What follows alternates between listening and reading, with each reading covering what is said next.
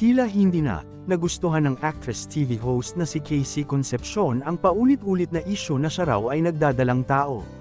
Sa kanyang Instagram account, nagpa-Q&A session sa mga netizens ang anak nina Sharon Cuneta at Gabby Concepcion sa pamamagitan ng Ask Me Anything.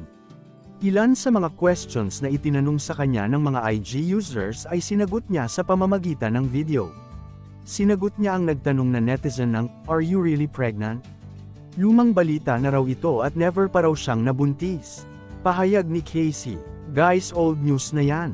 No, I'm not. I've never been.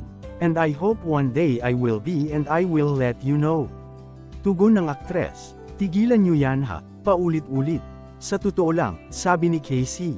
Sa vlog ni Catrice Kirolf na may petsang October 3, 2023, kasama niya ang aktres na si Clee Pineda kung saan sinamahan sila ni Gabby Concepcion sa Lobo, Batangas, kung saan matatagpuan ang rest house ni Gabby Concepcion.